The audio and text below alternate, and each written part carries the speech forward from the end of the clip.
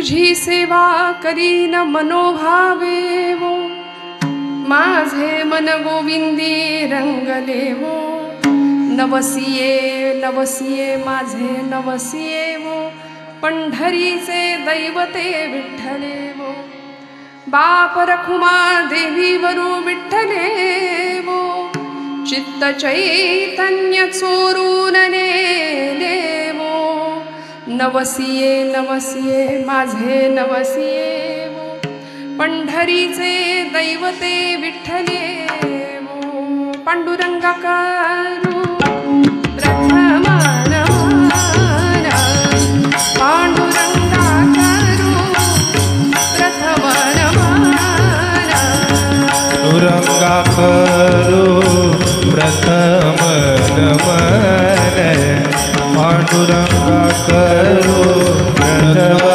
नमन, दुसरे चरण संतांची, दुसरे चरण संतांची, दुसरे चरण संतांची, दुसरे चरण संतांची,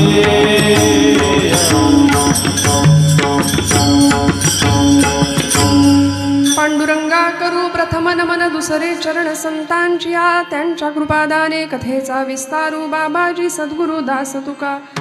ओम नमो ज्ञानेश्वरा करुणा करा दयाळा, तुमचा अनुग्रह लाधलो पावन झालो चराचरी, मस्तक हे पायावरी यावार करी संतांच्या, ब्रह्मानंदं परमसुखदं केवलं ज्ञानमूर्तिं, द्वंद्वातीतं गगनसदृशं तत्त्वमस्यादिलक्ष्यं, एकं नित्यं विमलमचलं सर्वधी साक्षिभूतं, भावातीतं त्रिगुणरहितं सद्गुरुं तं नमामि, समचरणसरोजं सान्द्रनीलाम्बुदाभं, जघननिहितपाणिं मण्डनं मण्डनानां, तरुणतुलसीमाला कन्धरं कञ्जनेत्रं, सदयधवनहासं विठ्ठलं चिंतयामि, सेवे लागी सेवक झालो, सेवे लागी सेवक झालो, झालो सेवे लागी सेवक झालो, सेवे लागी सेवक झालो, सेवे लागी सेवक झालो, सेवे लागी सेवक झालो, सेवे लागी सेवक झालो, तुझ्या लागलो निज चरणा, तुझ्या लागलो निज चरणा, हो स्वामी तुकया देवा, यावरी न करावा वेळ, तुमच्या लागलो निज चरणा, तुमच्या लागलो निज चरणा, आहो स्वामी तुकया देवा,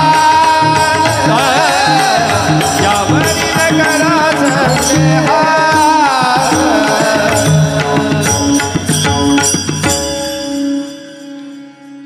कर जोडुनी पायी ठेवी तसे माथा, तुका विनवी पंढरीनाथा, रंगी ओढवावी रंग कथा, पुरवी मनोरथा माय बापा.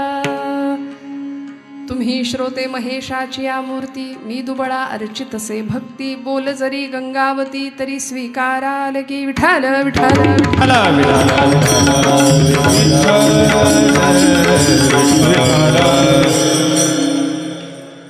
परमेश्वर स्वरूप उपस्थित सर्व श्रोतृवृंदांच्या हृदयस्थ परमात्म्याला अत्यंत श्रद्धापूर्वक भावानी नमस्कार करते, नतमस्तक होते. प्रत्येकाच्या हृदयस्थ असलेला पांडुरंग तुम्हाला आम्हाला सगळ्यांना इथं घेऊन आलाय आणि ही खऱ्या अर्थी ज्ञानगंगा माझ्या समोर आहे श्रोत्यांच्या रूपामध्ये. प्रत्येकाच्या हृदयस्थ पांडुरंगाला नमस्कार करते. सेवेसाठी उपस्थित असलेली सर्व गुणीजन गायक वादक मंडळी, या लेकरांसाठी एकदा टाळ्या वाजवा जोरदार.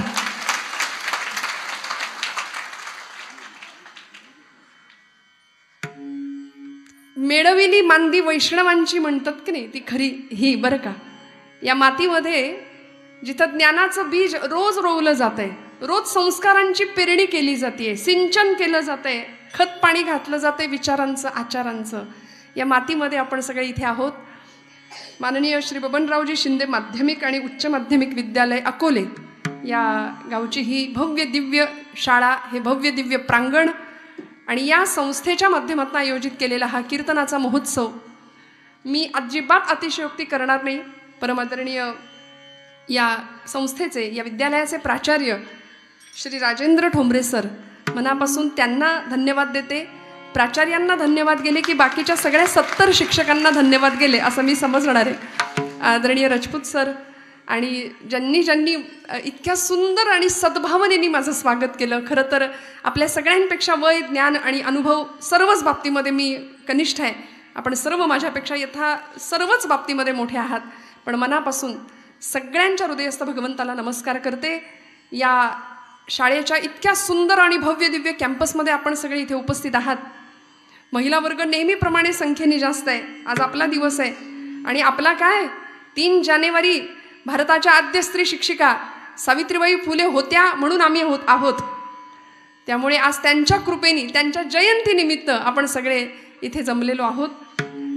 त्यामुळे मनापासून सगळ्यांच्या चरणी कृतज्ञता व्यक्त करते. उत्तम साऊंड सिस्टीम आहे, उत्तम प्रकाश योजना आहे. काहींचे चेहरे दिसतच नाहीत मागचे, म्हणजे इथं नाही सांगत काही ठिकाणी की जो काही 2 तास प्रकाश पाडायचा आहे तो तुम्ही पाडा, आम्हाला नको.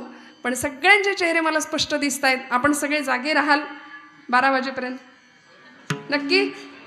वा वा. बघा 11 वाजले की मला घड्याळ दाखवायला सुरुवात कराल.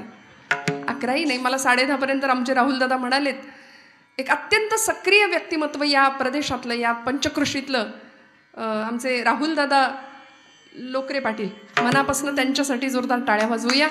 कारण एक असं व्यक्तिमत्व लागतं कुठेही जा, असं सगळ्यांना बांधून घेणारं. एकमेका सहाय्य करू अवघे धरू सुपंथ, तुम्ही आम्ही खेळीमेळी गदारोळी आनंदे. आणि हा खरा आनंद आहे.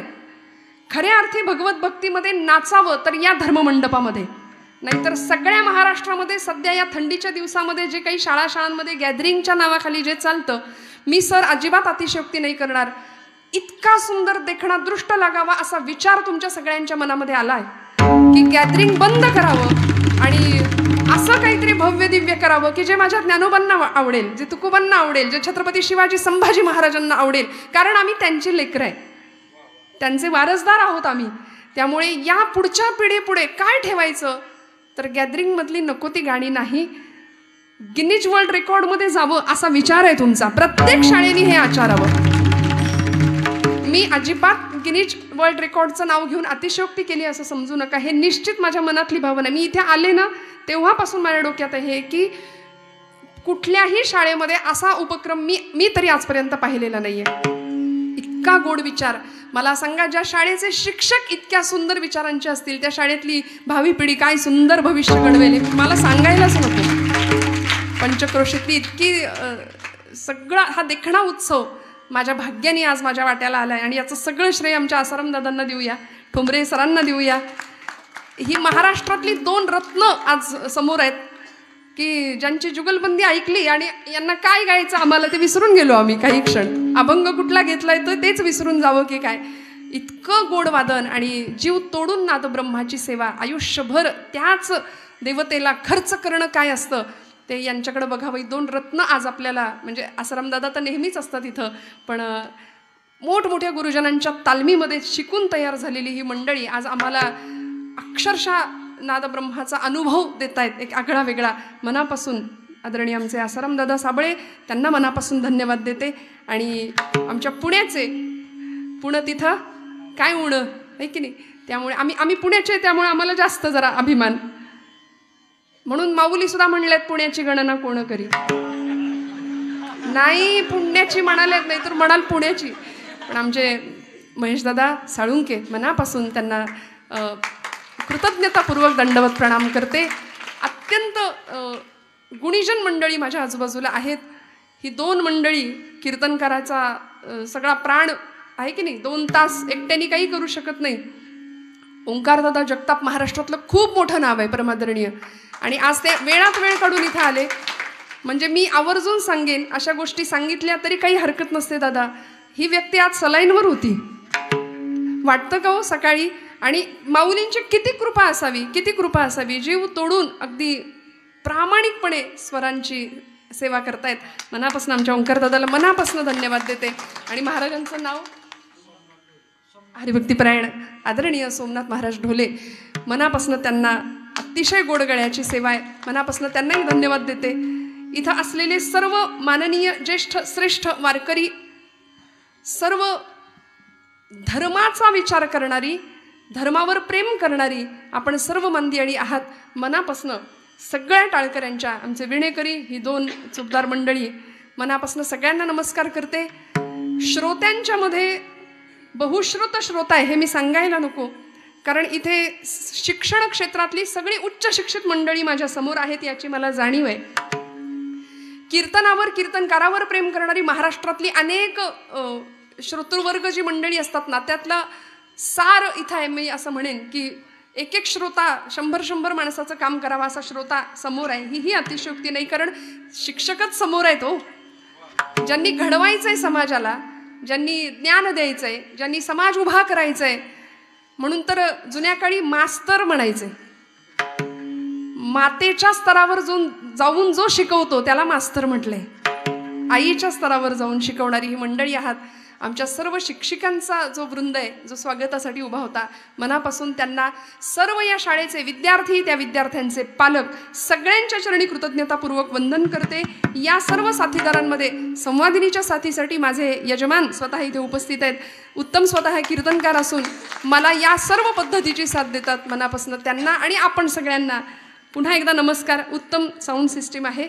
या सगळ्याचा विचार करून इथून पुढचा जो काही वेळ माझ्या हातात आहे, 10:30 पर्यंत असं म्हटलंय, बघूया घड्याळ आपल्याला जिथपर्यंत नेईल तिथपर्यंत जाऊया. आपण सगळ्यांनी मिळून आज पांडुरंगाच्या चरणी आजची कीर्तन सेवा समर्पित करायची आहे. विठाल विठाल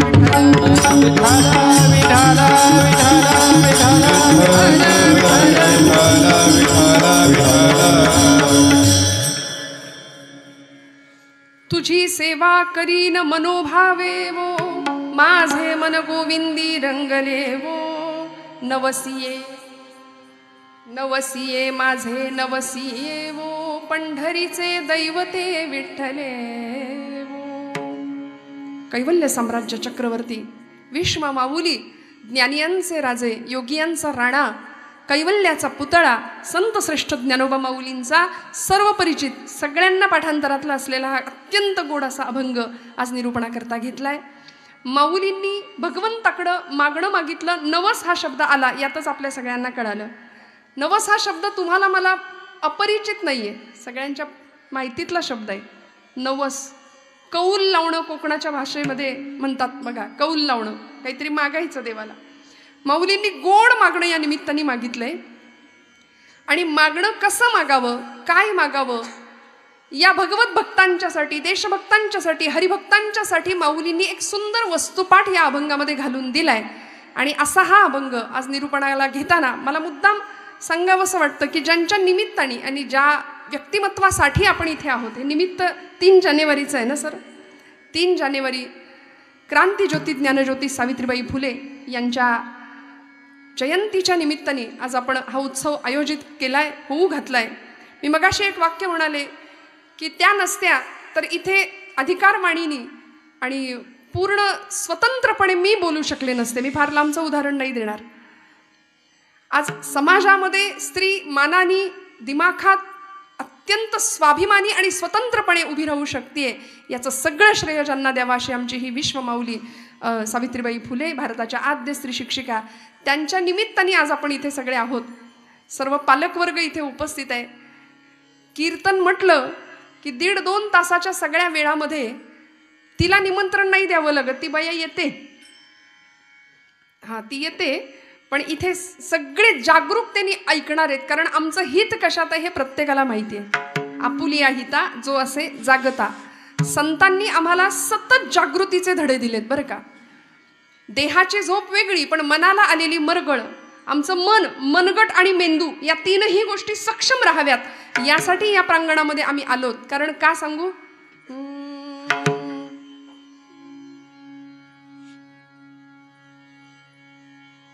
इथे मोलना दामाचे मोती होतील घामाचे, सरस्वतीच्या प्रेमाचे प्रतिकरम्य शुभंकर हे, सत्यशिवाहून सुंदर हे, सत्यशिवाहून सुंदर हे, सत्यशिवाहून. आपण कुठल्या मातीत बसलोय याला जास्त महत्त्व आहे. मला खूप आज आनंद झालाय आपल्या सगळ्यांना बघून की असा श्रोता बहुविध बहुगुणी सर्व थरातला आणि सर्व वयोगटातला मिळणं हे कीर्तनकाराचं भाग्य आहे. विठ्ठल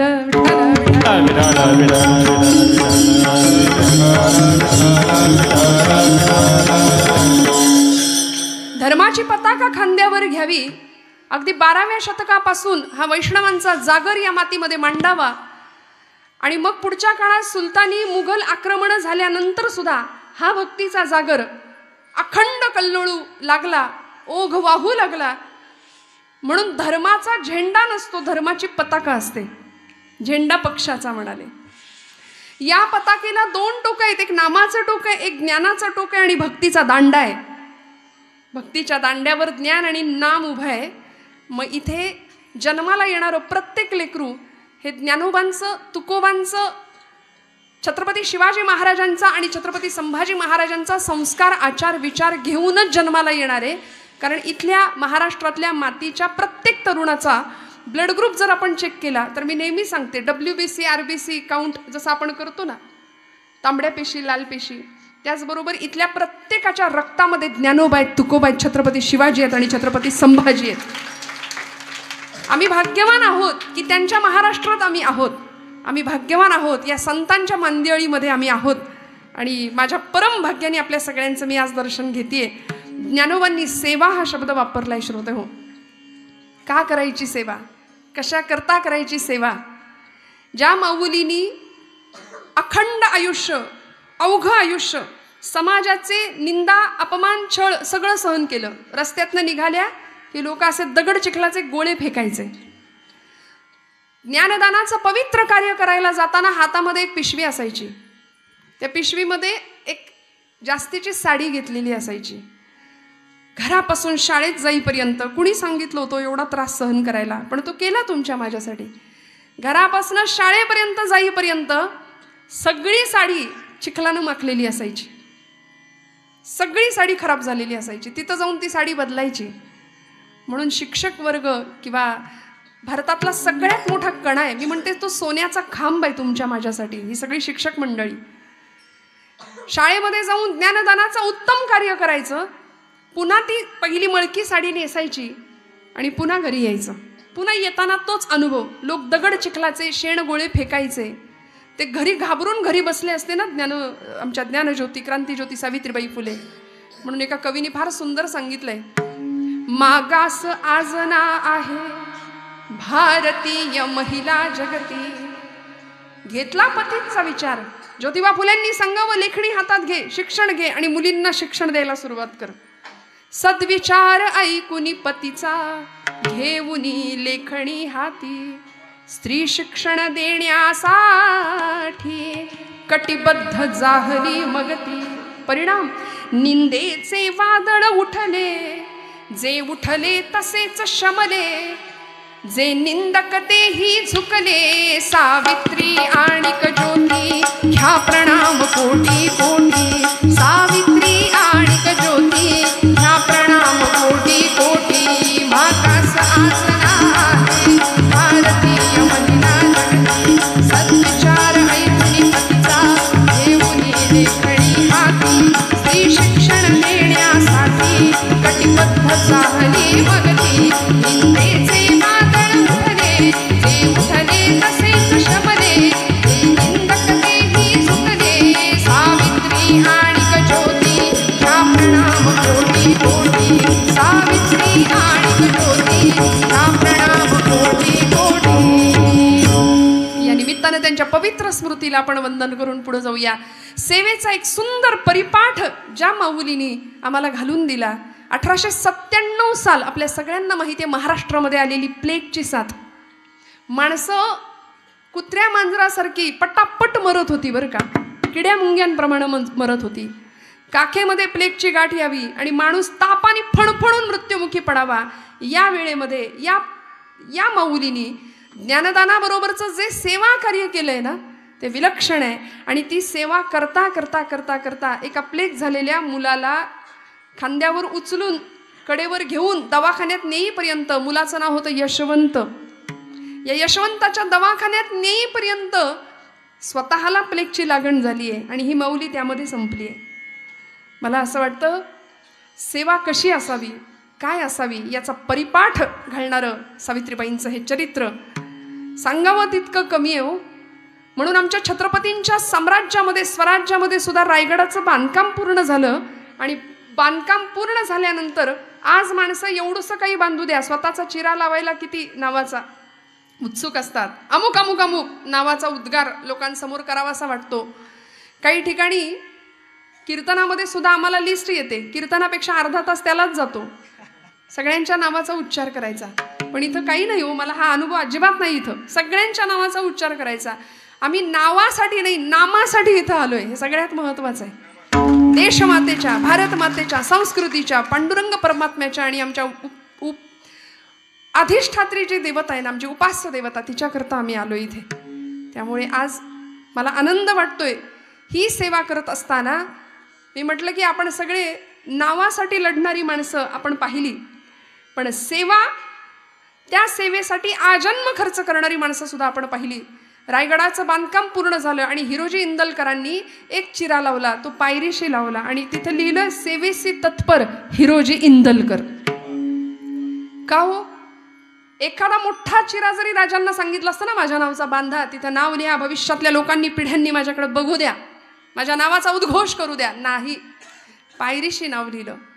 माझ्या नामदेवांनी पांडुरंगाची भक्ती केली, पण आम्ही चिरे पायरीचे म्हणून आज प्रत्येक जण नामदेवांच्या पायरीला नमस्कार करून पांडुरंग परमात्म्याची पायरी बनवून गेले नामदेव महाराज. संत असू देत, सत्पुरुष असू देत, महापुरुष असू देत, वीरपुरुष असू देत, या मातीमध्ये जन्म घेणारी प्रत्येक व्यक्ती, प्रतिभावंत व्यक्ती इथं आल्यानंतर फक्त सेवेचा पाठ देऊन गेली आम्हाला.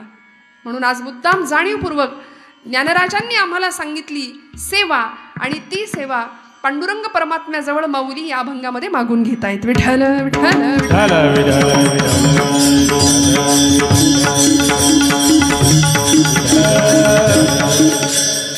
तुझी सेवा करीन मनोभावे. 12व्या शतकापासून ज्ञानोबांनी जो भक्तीचा जागर मांडलाय की नाही, त्या जागरामध्ये पुढच्या काळामध्ये नामदेव महाराज आले. नामदेवांनी ज्ञानाचा, भक्तीचा प्रसार प्रचार इतका केला की ते नाम पांडुरंगाला भेटायला जावं, वडिलांनी सांगावं, नाम्या पांडुरंगाला माझा नैवेद्य अर्पण कर, आजच्या दिवशी तू काम कर माझं नैवेद्याचं. परमात्मा म्हणायचे, नामदेव महाराज म्हणायचे, बाबा मी एवढूसा लेख कसा जाऊ पांडुरंगाकडे, जा म्हणायले. आणि लक्षात ठेव, पांडुरंग देव जेवल्याशिवाय तू जेवायचं नाही, हा 5 वर्षाच्या लेकराला दिलेला उपदेश होता. देव जेवल्याशिवाय आपण जेवायचं नाही. नामदेव महाराज म्हणाले, हो बाबा. दामाशेठी निघून गेले. दुसऱ्या दिवशी पहाटेच्या वेळी नामदेव महाराजांनी उठावं, सकाळी सकाळी आईच्या मागे टुमणं लावावं, आई लवकर जेवायला तयार कर, लवकर जेवायला तयार कर, मला पांडुरंगाला नैवेद्य अर्पण करायचंय. घेतलं भोजनाचं ताट, निघाले दुडू धावत रावळात. माध्यान्नीची वेळ, सकाळी उठल्यामुळे स्वतःला भूक लागलेली, आणि राऊळामध्ये पोहोचल्यानंतर असं मंडल केलं, ताट ठेवलं, पाणी फिरवलं आणि पांडुरंगाला म्हणले, करा सुरुवात. एवढ्याशा अर्जवानी देव जेवणार आहे का हो? आमच्या घरातलं 5 वर्षाचं लेकरू आठवून बघा, एवढूसा अर्जव केल्यानंतर देव जेवेल का? तुमच्याकडून कधी जेवलाय? आपल्याकडून पांडुरंग कधी जेवलाय का? नाही. नामदेवांकडून जेवले, कारण नामदेव महाराज रडले, पांडुरंगासाठी रडले. आम्ही रडत नाही, आम्ही आमच्या लेकरा बाळांसाठी रडू, आम्ही आमच्या प्रपंचासाठी रडू. सावरकर ब्रायटनच्या समुद्र किनाऱ्यावर हिंद मातेसाठी, मातृभूमीच्या मुक्ततेसाठी रडले. महात्मा ज्योतिबा फुले, सावित्रीबाई फुले रडल्या. जिजामाऊली 350-400 वर्षाचा गुलामीचा अंधकार पाहिला आणि मनामध्ये विचार आला की हे कोण सगळं दूर करेल, म्हणून आई जगदंबेकडे साकडं घातलं की मला असा पुत्र दे. रडल्या का? माझ्या लोकांचा उद्धार व्हावा. मग ती देशभक्ती असू दे, देवभक्ती, दोन्हीकडे आर्तता लागेल. नामदेव महाराजांनी पांडुरंगाला सांगितलं, देवा आता जर जेवला नाहीस ना तर घरातलं लाकूड आणीन म्हणले, चुलीतलं. आपली आई जे आपल्याला करते ना ते सगळं तिथं चाललं होतं. बऱ्या बोलानं जेव, नाहीतर आई जसं मला मारते तसा मार देईन म्हणले. शाणं बाळे की नाही माझं, शाणं बाळे, जेव बरं, जेव बरं, जेव बरं करून पांडुरंगाला जेवायला घालतायत. पांडुरंग हले ना, बोले ना. कटेवरी हात तुझे, विटेवरी पाय, कटेवरी हात, विटेवरी पाय, कटेवरी हात तुझे, विटेवरी पाय, कटेवरी हात तुझे, विटेवरी पाय. पंढरीच्या पांडुरंगा, पंढरीच्या पांडुरंगा, पाहतोसी काय, कटेवरी हात तुझे, विटेवरी पाय, कटेवरी हात तुझे, विटेवरी पाय. कटेवरी हात तुझे, विटेवरी पाय, कटेवरी हात तुझे, विटेवरी पाय.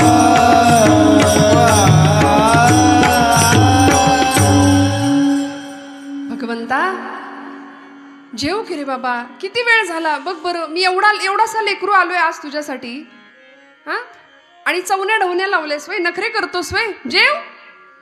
परमात्मा हलेना बोलेना. आणि एक क्षण असा आला, 5 वर्षाचं लेकरू आहे, अलौकिक सिद्धी मिळवली 5व्या वर्षी.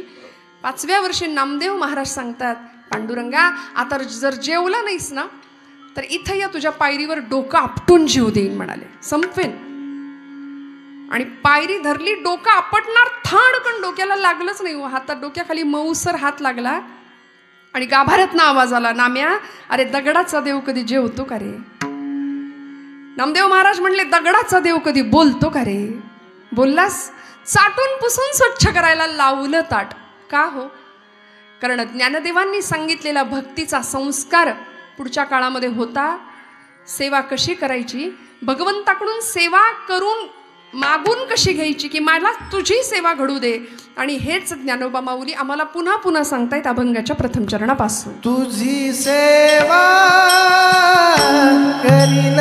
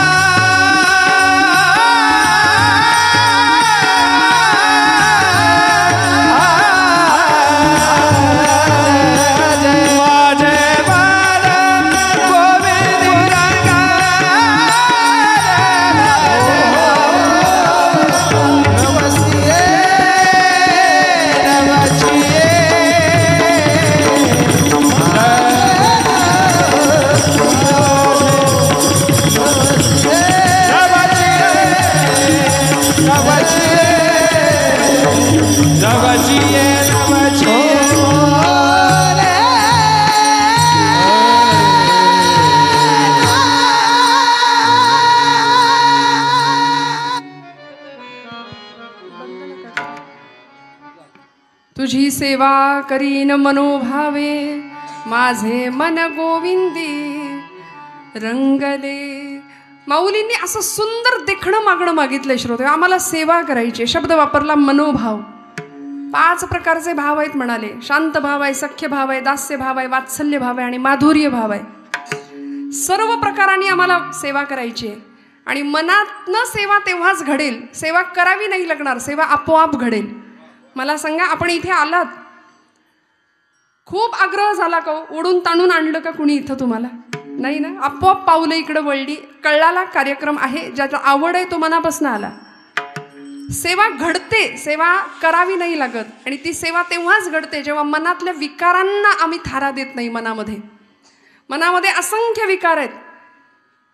या षड विकारांना जेव्हा हकलून देऊ ना, तेव्हा परमात्मा इथं प्रतिष्ठित होईल आणि मग सेवा घडेल, आपोआप घडेल.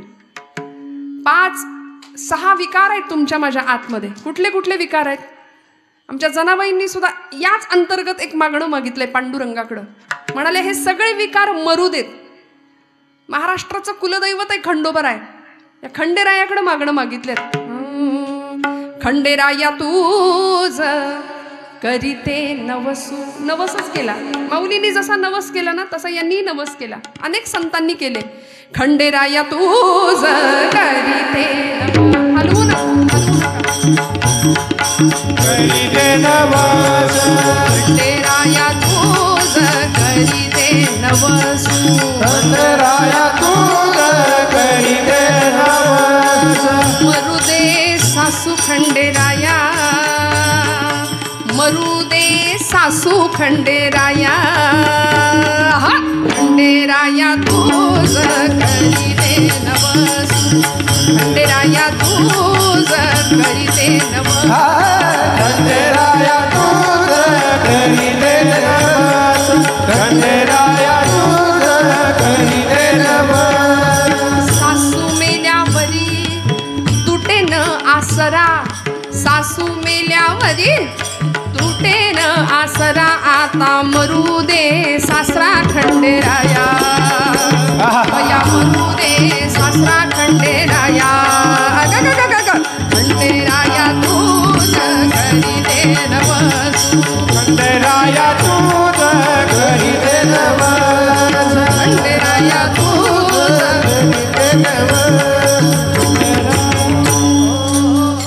सासरा मेल्यावरी होईल आनंद. महिला वर्गाला इतका आनंद झाला. बाई बाई बाई, आमच्या मनातलंच गाणं काढलं जनाबाईंनी. सासू मरू दे, सासरा मरू दे, नणंद मरू दे. आता मरू दे नणंद खंडेराया. बया मरू दे नणंद खंडेराया. खंडेराया तूज करीते नवस. खंडेराया तूज करीते नवस.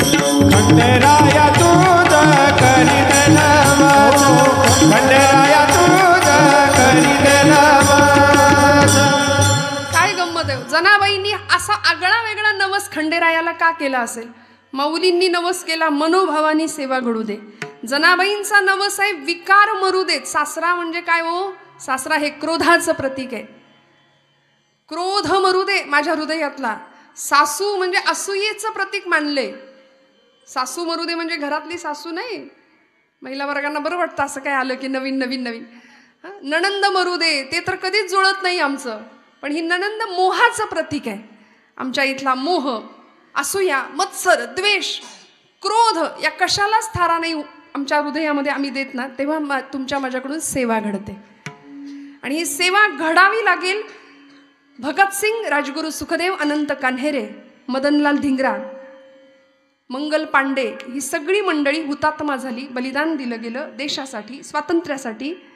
भगतसिंग अगदी ऐन तारुण्यामध्ये, फासावर जाण्याचं वय नव्हतं, हातामध्ये भगवद्गीता होती. शेवटच्या क्षणाला त्या फाशीच्या तख्ताचं चुंबन घ्यावं. आम्ही अमर हुतात्मे त्यांना म्हणतो. आज दुर्दैवानी आमच्या समोरचे आदर्श बदलले. भगतसिंग अगदी 23 वर्षाचं, 22-23 वर्षाचं वय आहे. इंद्रायणी भीमेच्या काठावर मरणाला, मृत्यूला निधड्या छातीने सामोरा जाणारा या देशाचा युवराज छत्रपती संभाजीराजे. इंचावर औरंगजेबाने तुकडे केले होते देहाचे. 40 दिवस अतोनात हाल केले, अतोनात.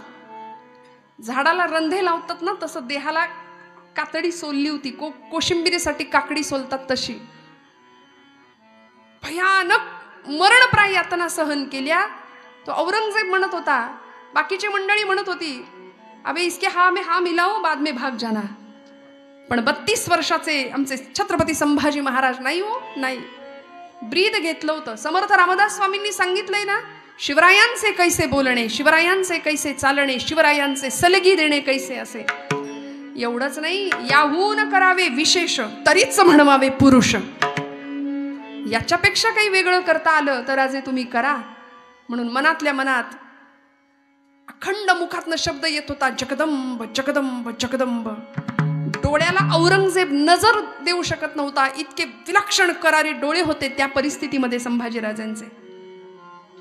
पण ते डोळे सहन होईना, जगदंबचा उच्चार सहन होईना, म्हणून जीभ छाटावी, एखाद्या हशमाला लाल बुंद साळ्या करून तापवून त्या डोळ्यामध्ये घुसवून डोळ्यांची राख करावीशी असं सांगावं. आणि त्याही परिस्थितीमध्ये शांत असा कनातीला कान लावून बसायचा औरंगजेब. आता विवळेल हा, मग विवळेल, ऐक आ आ असा उच्चार करेल आणि मी ऐकेन, त्याच्यासाठी असा तरसलेला असायचा. पण नाही, नाही हो.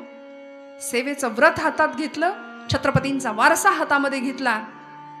40 दिवस मरणप्राय यातना दिल्या आणि मग इंद्रायणी भीमेच्या काठाला आमच्या वडूजवळ आणलं. इंचावर पायाकडून तुकडे करायला सुरुवात केली. आपण हे ऐकू शकतो, फक्त ऐकताना आम्हाला त्रास होतो, बोलताना त्रास होतो, ऐकताना आपल्याला त्रास होतो. प्रत्यक्षात काय झालं असेल. आणि त्या छत्रपतींच्या महाराष्ट्रामध्ये जी व्यक्ती धर्मासाठी गेली, जी व्यक्ती धर्मासाठी जगली, धर्म हे एकमेव ब्रीद समोर ठेवलं, या राष्ट्राचं कल्याण एकमेव ब्रीद समोर ठेवलं, त्या राष्ट्रामध्ये आम्ही खुशाल धर्माला बाजूला ठेवतो आणि आचरण करतो. आमच्या हातून सेवा कशी घडेल मला सांगा. ज्या ज्ञानोबांनी असा वारसा आम्हाला दिला विठ्ठल भक्तीचा, सुंदर परंपरा घालून दिली, ज्या छत्रपतींनी त्या भक्तीला शक्तीची जोड देऊन भक्ती शक्तीचा सुरेख संगम या महाराष्ट्रामध्ये आणला. आणि या परिस्थितीमध्ये आज आम्ही घराघरामध्ये धर्म शिक्षण द्यायला विसरलो. छत्रपतींचे वारसदार आम्ही स्वतःला म्हणून घेतो, पण आमच्या घरामध्ये धर्म शिक्षण नाही. मुलीला हातामध्ये बांगडी घाल म्हटलं तर तिला राग येतो कधी कधी. घरामध्ये संध्याकाळ झाली की दिवे लागणीला सगळ्यांनी एकत्र बसलंच पाहिजे, हा परिपाठ आहे तुमच्या माझ्या संस्कृतीचा. सनातन वैदिक धर्मातली आम्ही मंडळी आहोत, परंपरेची. पण बसतं का हो आज कोणी? संध्याकाळ झाली की सगळे बाहेर. उलट आहे. परवा फार मोठा सण झाला आमच्याकडे. कुठला सण झाला ना? 31 डिसेंबर. सगळ्या महाराष्ट्रात वा रे वा, काहीतरी खरकट खातो लोकांचा आम्ही. कसले सण साजरे करता हो? मी म्हटलं होतं 31 डिसेंबर हा महाराष्ट्रामध्ये सगळीकडे भजन आणि कीर्तन साजरा करूनच झाला पाहिजे 31 डिसेंबर. त्याशिवाय आम्ही महाराष्ट्रीयन नाही, त्याशिवाय आम्ही ज्ञानोबा तुकोबांचे वारसदार नाही. कारण आमच्या जगण्या वागण्याचं रसायन आहे ज्ञानोबा तुकोबा. इथल्या प्रत्येक मुलाच्या रक्तामध्ये ते संस्कार असलेच पाहिजेत. त्याच्या आधी 25 डिसेंबर. बरं, लेकरांनी घातल्या लाल टोप्या इथपर्यंत ठीक आहे, आईवडिलांनी पण म्हणजे त्यांच्या बुद्धिमत्तेची दृष्ट काढावी मीठ मोहऱ्यांनी, असं मला कधी कधी वाटतं. कुठे चाललो आम्ही? मग या सगळ्याचा विचार करावा. म्हणून मला या शाळेचं विशेष कौतुक वाटलं की इथे पालक आणि लेकरं एका विचाराखाली, एका छत्राखाली एकत्र येत आहेत, संस्कृतीचा जागर घालतायत आणि आपण सगळे त्याला अतिशय सुंदर पद्धतीने साथ देत आहे. दृष्ट लागेल असा उत्सव आहे श्रोते हो. माझ्या परम भाग्याने आपल्या सगळ्यांच्या दर्शनाचं आज मला भाग्य मिळालंय.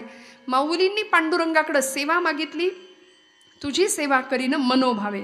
शब्द वापरला मनापासून, उगीच आपलं करायचंय म्हणून नाही. असाच एखादा उत्साही कार्यकर्ता असतो बघा, भक्तीमध्ये, देशसेवेमध्ये, समाजसेवेमध्ये, त्याला काहीतरी करायचं असतं.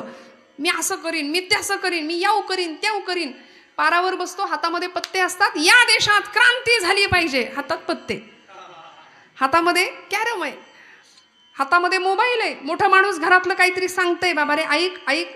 पितृतुल्य एखादी व्यक्ती 16-17 वर्षाच्या पोराशी काहीतरी बोलत असते, काहीतरी संवाद करत असते. हे घराघरातलं दृश्य आहे. त्याच्या हातात मोबाईल आहे, तो वर बघायला सुद्धा तयार नाही. जुना काळ होता. आपण सगळी मोठी मंडळी आहात, आपण इथे माझ्या वयाच्या, माझ्यापेक्षा मोठ्या महिला वर्ग आहे. मला सांगा, घरामध्ये कुणी पुरुष वर्ग आला तर पटकन सोफ्यावरनं उठणं, उभं राहणं ही संस्कृती होती, हा आचार होता. आता नाही, कसेही लोळतात. येऊ दे वडील, येऊ दे, नाही तर आजोबा येऊ दे. हातामध्ये मोबाईल आहे, वडील सांगतायत अरे ऐक मी काय म्हणतोय, अरे ऐक मी काय म्हणतोय. त्याचं तोंड मोबाईलमधनं बाहेर नाही. शेवटी अरे ऐक माझं काय आहे म्हणून 100 आठ्यांचं जाळं इथं आणायचं. आणि मग वडिलांना उलट. मला सांगा, या सगळ्यातून आम्हाला काय मिळणार आहे? कसं कळणार हू आय एम? कसं कळणार what is the mission of my life? मी जन्माला का आलोय? माझ्या जीवनाचं ध्येय काय? मला इथं येऊन करायचंय काय? या सगळ्या प्रश्नांची उत्तरं आम्हाला संतांनी त्यांच्या वाङ्मयात दिली. श्रोते हो, आज घरामध्ये सगळ्या वस्तू आहेत. फर्निचर भरलंय, माणसांना बसायला जागा नाही एवढं फर्निचर आहे. सगळे एकदम all is well. Sofa set, kitchen set. सोफ्यावर बसणारा माणूस कायम अपसेट आहे, कायम चिंताग्रस्त आहे, कायम दुःखी, कायम नैराश्य आहे, कायम ताण आहे की नाही महिला वर्ग? हो म्हणा. कसलं एवढं टेन्शन आहे? लगेच माना तुम्ही हलवल्या. पण आहे बरं का, सगळं करावं लागतं की नाही? रांदा वाडा, उष्टी काढा, आलं गेलं बघा, बाहेरचं बघा, घरातलं बघा. आणि एवढं करून एवढी महत्वाची वेळ झी मराठीची 8 ते 10 ती सोडून इथं कीर्तनाला या. आहे की नाही? केवढा मोठा त्याग आम्ही केला. पण असू दे, रिकॅप एपिसोड असतो म्हणले उद्या. विठ्ठल विठ्ठल विठ्ठल.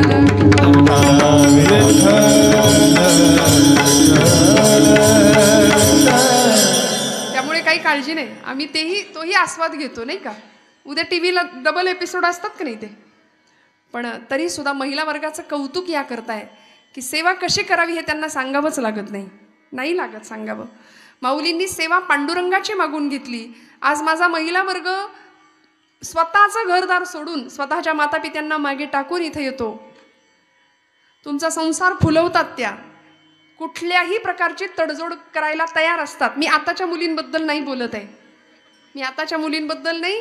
पण आमच्या 60-70च्या एखाद्या मावशीला विचारा, काडीला काडी जोडून प्रपंच करून दाखवला तिने. कधीच तडजोड नाही, कधी बोटं नाही मोडली. आमच्या वडिलांना नव्हती अक्कल, काही पण बघून दिलंय आणि त्यांनी खडे मोडले नाहीत, कधीच खडे फोडले नाहीत. सगळं स्वीकारलं, सगळं सहन केलं आनंदाने. मला असं वाटतं सेवेचा पाठ या माता वर्गाकडून घ्यावा. म्हणून ज्ञानोबांना सुद्धा जगाने विश्व माऊलीचा दर्जा दिला की नाही. माऊली म्हटलंय. एवढ्याशा 16 वर्षाच्या लेकराला विश्व माऊली म्हणून दर्जा दिला. का हो? मनोभावानी सेवा कशी करायची याचा पाठ संतांनी आम्हाला घालून दिला. त्यांच्या ग्रंथामध्ये तुमच्या माझ्या सगळ्या प्रश्नांची उत्तरं सुद्धा दिली. आम्ही विनाकारण बाकीचे वर्कशॉप करायला जातो.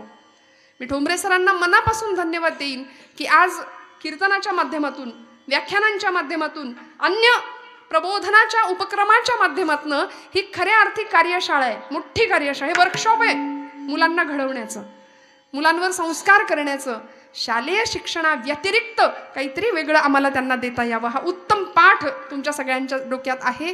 कारण होतच असं, लॉर्ड मेकॉले नावाचा जो इंग्रजी तत्ववेत्ता भारतामध्ये आला ना इंग्रजांच्या बरोबर, त्यांनी पहिल्यांदा काय बघितलं असेल तर भारतातली शिक्षण व्यवस्था बघितली. म्हणाले, भारताची शिक्षण व्यवस्था इतकी विलक्षण आहे की या भारतावर आम्ही या शिक्षण व्यवस्थेमुळे सत्ता गाजवूच शकत नाही कधी. हे इंग्रजांना कळालं होतं 150 वर्षापूर्वी. त्याच्याही आधी 16व्या शतकापासूनच इंग्रज इकडे यायला लागले होते रिकाम्या आगबोटी घेऊन. इथला ताग, इथलं लोखंड, इथलं सोनं भरभरून नेत होते बोटीमध्ये आणि आमचा स्वाभिमान स्वतःच्या टाचेखाली तुडवून टाकत होते. शिक्षणास हेतू नाही धर्म संस्कृतीचा, धर्म संस्कृती बुडवावी हेतू इंग्रजांचा. कुठल्याही प्रकारचा धर्म इथल्या देशातल्या मुलांना नसला पाहिजे किंवा त्या धर्माचं ज्ञान नसलं पाहिजे. या एका जाणीवेनी इंग्रजांनी इथली पहिली शिक्षण पद्धती बदलली. नुसती बदलली नाही, अनेक लोक आले, आक्रमक आले, मुघल आले, सुलतान आले, लुटारू आले. इथे तक्षशिला, नालंदा नावाची विद्यापीठ होती आमच्या भारतीय या मातीमध्ये. जाळली अक्षरशः लोकांनी. 6-6 महिने पुस्तकं जळत होती. श्रोते हो, 6-6 महिने पुस्तकं जळत होती. इतकं ज्ञान भारतीय संस्कृतीच्या आचारांचं, विचारांचं होतं. आणि एवढं करून लुटारूंचंच आम्ही गुणगान गातो, जो जिता वही. वाटलंच मला, मी तेच वाक्य म्हणतेय की आम्ही लुटारूंचं गुणगान गातो, जो जिता वही सिकंदर. छे, आजपासून म्हणी बदलायच्या. जो जीते वही छत्रपती शिवाजी महाराज, जो जीता वही महाराणा प्रताप, जो जीता वही पृथ्वीराज चौहान, जो जीता वही राजा विक्रमादित्य. अरे कितीतरी नाव आहेत, ह्या भरपूर यादी आहे आमच्याकडे. एक जरी नाव आम्ही उच्चारलं ना तरी असा रोमांचित होतो आम्ही.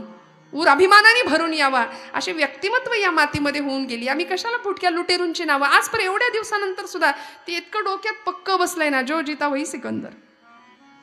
लुटारू होते हो, इकडे आले होते रिकामे हाताने, चोरून नेलं सगळं. एक दिवस असा होता, एक काळ असा होता की इथल्या घरातनं सुवर्णाचा धूर निघत होता, प्रत्येक घरातनं सोन्याचा धूर निघायचा. परक्यांनी यावं लुटून न्यावं. नामदेवांच्या नंतर एकनाथ महाराजांचा जो काळ आला ना, त्या पाठोपाठ आमचे तुकोबा आले.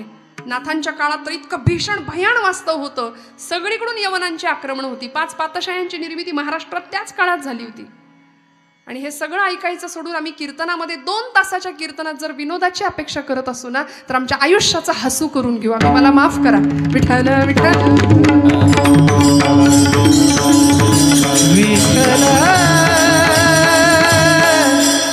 मला असं वाटतं लाफ्टर शोज भरपूर आहेत टी व्हीवरती, पण 2 तास जीवनाचं सर्वांगीण कल्याण व्हावं या दृष्टीने जर काही आपल्याकडून थोडासा विचार झाला. मी म्हणणार नाही उपदेशकाच्या भूमिकेत मी इथं आहे, आपल्या सगळ्यांची लेख आहे, आपल्या सगळ्यांची विद्यार्थिनी आहे, या नात्याने मी उभी आहे इथं. पण मला एवढंच वाटतं की 2 तास प्रचंड आयुष्यातले मोलाचे क्षण तुमच्या माझ्यासाठी आहेत. म्हणून रिलॅक्स होऊन पूर्ण जीवनाचं तत्वज्ञान इथे या धर्ममंडपाखाली घ्यायचं आपण.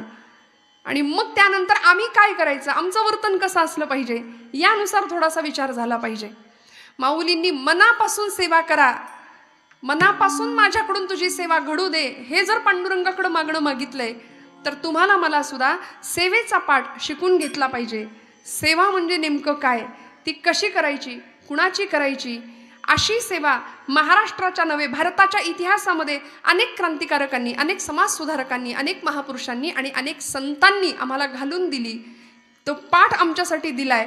माऊली पुढच्या चरणामध्ये सांगतात, भगवंता माझा नवस आहे तुझ्याकडे हा की तुझी सेवा मला दे.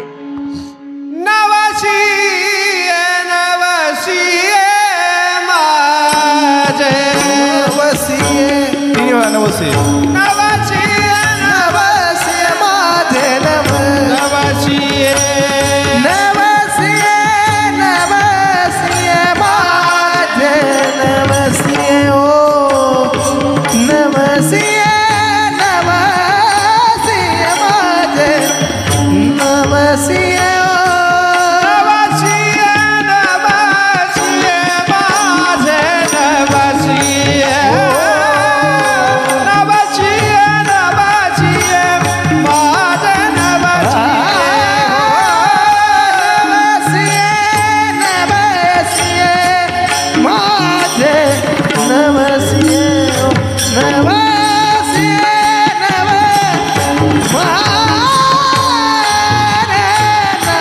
पंढरीचे दैवत विठ्ठल नवसी वो नवसी नवसी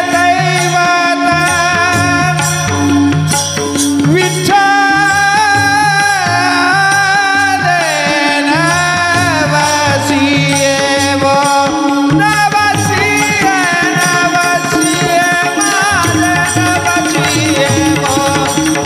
नवसी माझे नवसी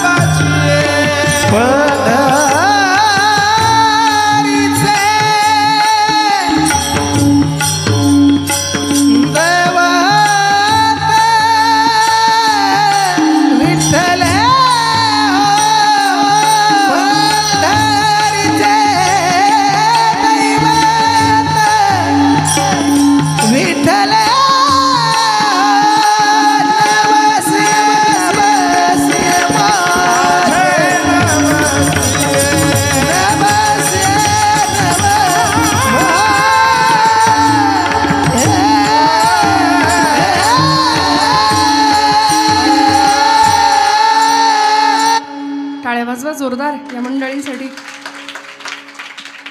असा नवस तुम्हाला मला करता येईल का हा माझा प्रश्न आहे. माऊलींनी सेवा मागितली, आम्ही मेवा मागतो. आमच्या नवसामध्ये काय करतो नवस, ह्याची दान देगा देवा, लाखभर रुपये पगार व्हावा, आणि जमल्यास इन्कम टॅक्स बुडवता यावा. यातूनही सही सलामत सुटलो तरच गुण गाईन आवडी. हे असलं दळभद्री आमचं मागणं आहे भगवंताकडे. सेवा मागून घ्यावी. मला असं वाटतं सावरकरांना काय कमी होतं.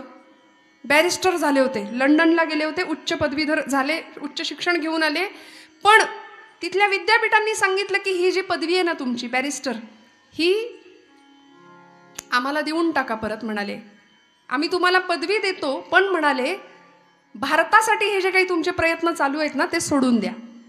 भारताच्या मुक्ततेसाठी जे प्रयत्न चाललेत किंवा भारताचं पारतंत्र्य मान्य करा आणि आम्ही कायमस्वरूपी भारतामध्ये सत्ताधीश राहू, तरच ही पदवी तुम्हाला मिळेल. सावरकरांनी अशी कागदाची ती गुंडाळी केली, नवे फाडून टाकलं, तोंडावर फेकलं. म्हणले चाल आईला विकून तुझ्याकडून पदवी घेऊ काय रे. माझी आई आजारी आहे आत्ता, माझी मातृभूमी पारतंत्र्यात आहे आणि आईला आजारी ठेवून मी हे भोग सुखाचे भोगणार नाही, हे त्या महापुरुषांना माहिती होतं. म्हणून ब्रायटनच्या समुद्र किनाऱ्यावरती ढळ ढळ ढळ ढळ आसवं गळत होती आणि आई मातृभूमीची आठवण येत होती. मला कधी कधी प्रश्न पडतो, छत्रपती शिवाजी महाराजांचा सुपुत्र छत्रपती संभाजी महाराज, एकदम रेडीमेड स्वराज्य होतं हातात, राज्याभिषेक झाला होता, उत्तम राहता आलं असतं की नाही, सुखोपभोग घेता आला असता की नाही, कशाला आयुष्याचं बलिदान द्यायचं. सावरकर पदवी होती हातात, कुठंतरी 10, 12, 15, 20 एकर जमीन घेता आली असती, मस्त फ्लॅट्स घेता आले असते, उत्तम जगता आलं असतं, चौपाटीवर जाऊन भेळपुरी खाता आली असती, उत्तम आयुष्य मजा मारता आली असती. पण नाही हो, जगाचा तो भार आपुल्या शिरावर ऐसे थोडे तर वाटो द्या हो. सेवेचं मोल या मंडळींनी जाणलं आणि आयुष्यभर जपलं. श्रोते हो, आयुष्यभर जपलं. त्यामुळे बसले ब्रायटनच्या समुद्र किनाऱ्यावर आणि त्या मातृभूमीला सांगत होते, नेमजसीने परत मातृभूमीला सागरा प्राण तळमळला तळमळला सागरा. नेमजसीने परत मातृभूमीला सागरा प्राण तळमळला तळमळला सागरा. भूमातेच्या चरणतला तुझ. हलवू नका दादा, हलवू नका. बरं कमीच राहू द्या आवाज. भूमा हे समुद्रा, माझ्या आईचे पाय धुताना मी तुला पाहिलंय. बघा तुम्ही आमची भारत माता, तीनही बाजूनी समुद्र पाय धुतोय, तिचं चरण प्रक्षालन करतोय. तू माझ्याकडे फेसाळलेल्या लाटा दाखवून खदखद हास्य करू नको. म्हणाले या फेन मिशे हससी निर्दया कैसा. माझ्या भारत मातेचा सुपुत्र होता, आमचा पूर्वज होता अगस्ती नावाचा ऋषी, त्यांनी एका आचमनात तुला प्राशन करून टाकलं होतं. तू जर असा वागलास ना तर म्हणाले मी त्या ऋषीला सांगीन आणि तुला एका घोटात पिऊन टाकायला सांगीन. स्वतःच्या संस्कृतीचा, सनातनी परंपरेचा, विचारांचा किती अभिमान असावा माणसाला, तेव्हा सेवा घडते देशमातेची आणि भगवंताची. बरं का, इकडे आम्हाला अभिमान नाही. इंग्रज मानसिक शांततेसाठी भारतीयांकडे येत आहेत. बघा तुम्ही, त्यांना म्हणता सुद्धा येत नाही हरे राम हरे कृष्ण. ते बघा किती चाललंय त्यांचं. वेड्यासारखी मंडळी भक्तीमध्ये रममाण झाली, तासन तास भजनानंदीत तल्लीन होतात आणि आमची पोरं वराती समोर नाचणाऱ्यांच्या टोळ्या होत आहेत गावागावामध्ये. म्हणजे त्यांना बोलवणार आता प्रत्येक वेळी. ही परिस्थिती आहे, भीषण भीषण परिस्थिती आहे. थोडंसं जागं होऊया. घराघरामध्ये धर्मशिक्षणाची गरज आहे. हे धर्मशिक्षण नाही दिलं ना तर देहाचे 35 तुकडे व्हायला वेळ नाही लागत. मागचा इतिहास आठवा. लव जिहाद सारखा प्रचंड भीषण गंभीर प्रश्न समाजामध्ये आमच्या आजूबाजूला फार छुप्या पद्धतीने चालू आहे. खूप सावध आणि खूप जागरूकतेने जीवनाकडे या दृष्टिकोनाकडे पाहण्याची गरज आहे. श्रोते हो, आम्हाला का बरं यांनी सेवा केली, काय मिळालं, नवस आम्हाला सुद्धा असा करता यावा भगवंताकडं. एक नवस असा झाला होता बरं का छत्रपतींच्या इतिहासामध्ये. आई जगदंबेनी मागितलं होतं. आई जगदंबेची मातृस्वरूपातली देवता, सकल सौभाग्य संपन्न वज्रचुडे मंडित आऊसाहेब जिजाऊ माता, महाराष्ट्राची राजमाता, आपल्या अनेक वर्षांचा राजकारणाचा अनुभव पोराच्या मनावरती बिंबवला आणि 5 वर्षाच्या डोळ्यात स्वराज्याचं स्वप्न बघितलं होतं की माझ्या राजा इथं राखेचे डोंगर साचलेत, माणसं परागंदा झाली आहेत, देशोधडीला गेली आहेत, आपल्याच घरात घुसून आपल्याच बायका पोरांची आपल्याच बायकांची अब्रू लुटताना डोळ्या देखत बघण्यापलीकडे इलाज उरला नाही, इतकी भीषण परिस्थिती निर्माण झाली आहे माझ्या राजा. हे सगळं बदलशील का रे? हे सगळं दूर करशील का तू? 5 वर्षाच्या लेकरांनी सांगावं, हो आई, तुझा आशीर्वाद आणि श्रींची इच्छा असेल तर हे राज्य होईल, ही काळ्या दगडावरची रेष आहे. शपथ व्हावी. 16व्या वर्षी 12, 14, 16 ही 5वी, 6वी, 7वीतली पोरं आहेत आपल्या घरातली. हे वय नाहीये शपथा घेण्याचं आणि स्वराज जीवनाचं ध्येय ठरवण्याचं, पण संस्कार विलक्षण होते हो. रक्त असं सळसळून उठलं आणि 16व्या वर्षी रोहिडेश्वरावर त्या रायरेश्वराच्या समोर 150 मावळ्यांच्या धारोषण रक्ताचा अभिषेक झाला आणि स्वराज्याची शपथ झाली. अनेक क्रूर कर्मा पठाण आले, अफजल खान आला, शाहिस्ते खान आला, पुरंदरचा तह झाला, आग्र्याची कैद झाली, अनेक प्रकारे स्वराज्याला त्रास देण्याचा प्रयत्न झाला, पण सगळ्यांना पुरून उरले माझे राजे. 6 जून 1674चा दिवस आठवा. रायगडावर 32 मण सोन्याचं सिंहासन सजलं. आपल्याला राज्याभिषेकाची तारीख विचारली तर माहिती नसते. बऱ्याचदा होतं असं. परवाचा मेसेज वाचला, अमेरिकेमध्ये टेक्सास नावाचं शहर, त्यामध्ये 10,000 पोरं एका वेळी गीता पठणाला बसली होती, एका वेळी. आणि आमच्या घरामध्ये आमच्या मुलाचा हरिपाठ पाठ असावा, भगवद्गीतेतला एखादा तरी श्लोक त्याला यावा, हे आम्हाला कसं वाटत नाही बघा ना. याचा विचार तुमच्या माझ्याकडून व्हावा. रायगडावर 32 मण सोन्याचं सिंहासन सजलं आणि महाराष्ट्रातला खरा अरुणोदय, 350-400 वर्षाचा गुलामीचा अंधार दूर झाला आणि अरुणोदय झाला. लोकांनी पाहिला. इंग्रज आले, पोर्तुगीज आले, डच आले, फ्रेंच आले, खुरमांडी घालून बसायचे. सुटाबुटातला वेश त्यांना बसता येत नव्हतं. झुकल्या वाकल्या गर्विष्ठ माना या शिवमंदिरी, नमस्कार करावा राजांच्या सिंहासनाकडे, दिमाखानी पाहावं, मुजरे झडले आणि अरुणोदय पाहिला महाराष्ट्राच्या इतिहासानी. शतकांच्या यज्ञातून उठली एक केशरी ज्वाला, 10 दिशांच्या हृदयामधुनी अरुणोदय झाला, अरुणोदय झाला, अरुणोदय झाला.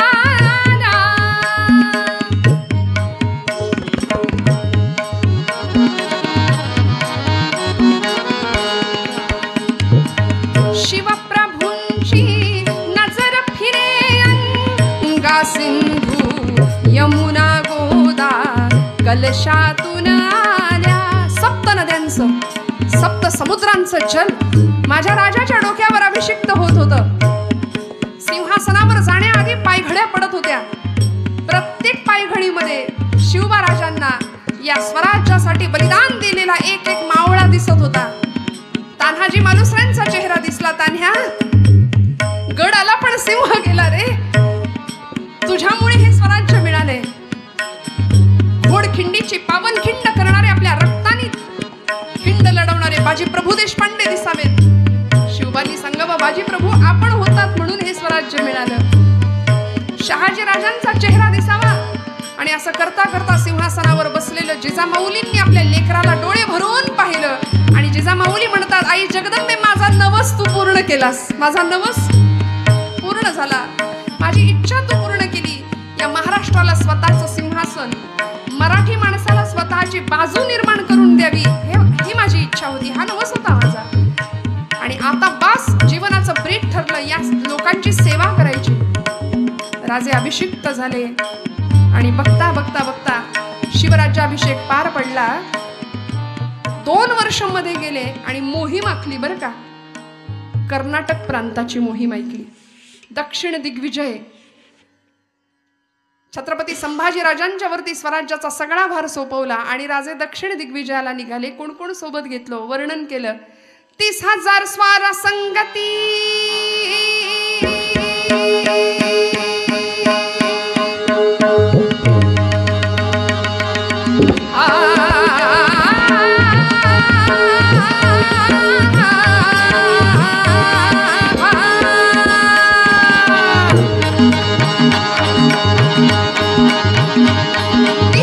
स्वार संगती, 30,000 स्वार संगती.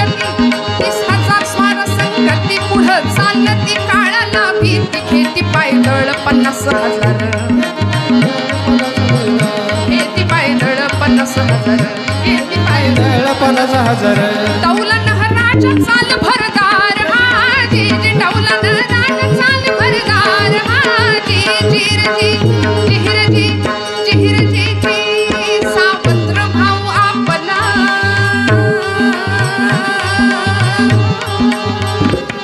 सावत्र भाऊ आपला भेटूया त्याला बघूया काय हाल हवाल तिथली शिवाची वृत्ती तिकडं वळली धन्य कन्नड भूमी झाली हजी धन्य तेलंग भूमी झाली हजी जिरजी जिरजी जिरजी 30,000 स्वार सोबत घेतले 30,000 50,000 पायदळ 30,000 घोडदळ झाले किती जागेत ना आपण सगळे नक्की मागे 80,000 लोक सोबत घेतले आणि राजे दक्षिण दिग्विजयाची मोहीम गाजवायला निघाले. दक्षिण प्रांतामध्ये हसन अली कुतुबशहा नावाचा एक राजा राज्य करत होता. त्याला असं वाटलं शिवाजी जैसा खूंखार दुश्मन नाही है, आक्रमण करायला येत आहेत वाटतं, म्हणून कडेकोट बंदोबस्त. आणि मादण्ण पंत आणि आकण्ण पंत आपल्याकडचे सरदार त्यांच्याकडे चाकरीला होते. मी नेहमी सांगते आपल्या माणसांची मनगट आणि मेंदू बऱ्याचदा त्यांच्यासाठीच कष्ट झाले. फितुरीचा रोग आमच्या राष्ट्राला होता, त्याची फळं दुर्दैवानी आज आम्ही सुद्धा भोगतोय की काय असं म्हणावं असं वाटतं. मादण्ण पंतांनी सांगितलं हुजूर हुजूर शिवाजी का सैन्य आया है, शिवाजी की सेना आई है, शिवाजी जैसा खूंखार दुश्मन नहीं और शिवाजी जैसा दिलदार दोस्त भी नहीं है, ऐसा सुना है हमने. मुसा नावाची नदी हैदराबाद शहर आजचं पूर्वीचं भागानगर, त्या नदीच्या शेजारी राहुट्या पडल्या, शामियाने सजले आणि छत्रपती शिवाजी महाराज 80,000 मावळ्यांना घेऊन तिथं राहत आहेत.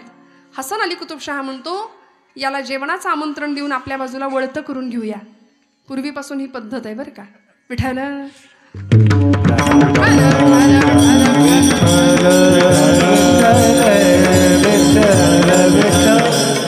फार स्पष्ट नाही बोलत, जाणकारांना कळतं, निवडणुका आल्या की नाही का. पूर्वीपासून ही पद्धत आहे.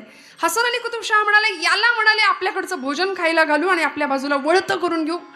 आणि म्हणून निरोप पाठवला मादण्ण पंतांकडून, हुजूर बादशाह ने आपको खाने का न्योता दिया है, हुजूर आइए. शिवाजीराजे म्हणले 80,000 मर्द गड्यांना घेऊन आलोय, मी एकटा नाही आलो, माझ्याबरोबर एवढे मावळे आहेत, जमेल सगळ्यांना घालायला. चालेल म्हणाले, हरकत नाही. आणि महाराष्ट्राच्या आवडीचं काय हो ताट, मेनू कार्ड बघा आता. हा नक्की का तुमच्या डोक्यात दुसरं काही नाही ना. महाराष्ट्राच्या आवडीचं भरलेलं ताट पुरणपोळीचं. श्रीमंती आहे हो आमची श्रीमंती कोणी लक्षात घेत नाही. पूर्वीच्या जुन्या महिला वर्गाला आठवा, विचारा त्यांना काय त्रास होता. शेराचं पुरण आणि 4 बायांचं मरण असं म्हटलंय, आहे की नाही मावशी. रांधा वाडा उष्टी काढा, किती कष्ट हो, किती. आता सगळं आलंय, आता कपडे पिळावे सुद्धा लागत नाहीत, ऑटोमॅटिक, फुल्ली ऑटोमॅटिक सगळं आहे की नाही.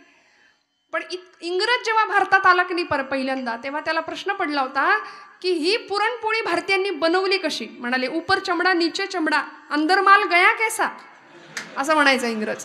की भारताला पुरणपोळी, महाराष्ट्रातल्या लोकांची पुरणपोळीची खासियत. म्हणाले हे पुरण शिरलं कसं, त्याला फार प्रश्न पडायचा. बादशाह म्हणाला ही पूर्णावरणाचा बेत करूया. म्हणाले केला पूर्णावरणाचा बेत, केला पूर्णावरणाचा बेत,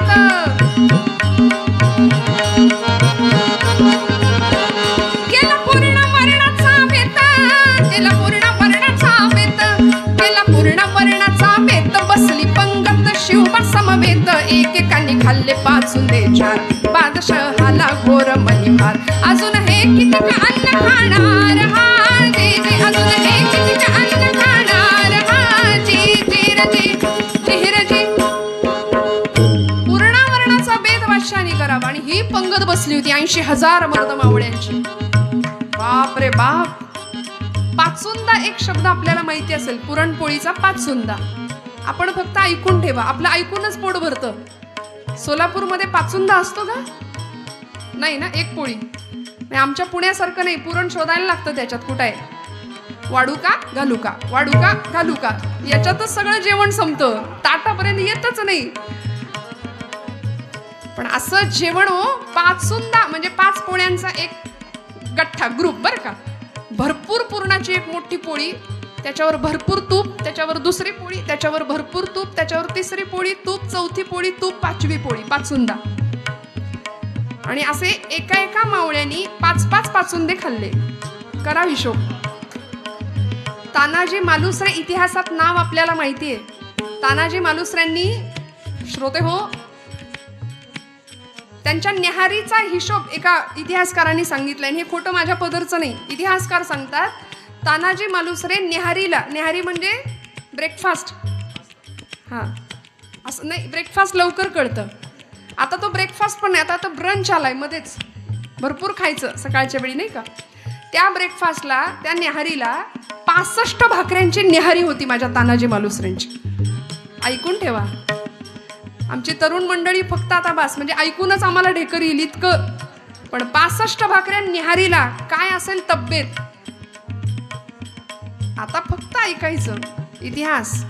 शहाण्यांनी पोवाड इतिहास रचला आणि अतिशहाणे आता मग नुसतं ऐकून ऐकून ऐकून ऐकून फक्त पारावर बसून, याला काही कळत नाही, त्याला काही कळत नाही, या मंत्र्याला काही कळत नाही, त्या संत्र्या, याच्यातच आम्ही मात्र आमचं जीवन चाललंय. आम्ही कुठे काय करतो. आमच्यापासून सुरुवात काय करायची. पूर्णावरणाचा बेत झाला. 80,000 मर्द मावळे जेवायला एकत्र बसले श्रोते हो. आणि इतकं खातायत बादशाला घोर पडला. बाप रे बाप. रघुनाथ पंत हणमंते नावाचे सरदार छत्रपतींसोबत होते आणि रघुनाथ पंतांना बादशाने विचारलं, बाप रे बाप पंत कितने खा रहे तेरे आदमी. रघुनाथ पंत म्हणाले, हाथी इतना खाते हैं और हाथी को मारने की ताकद रखते हैं म्हणले.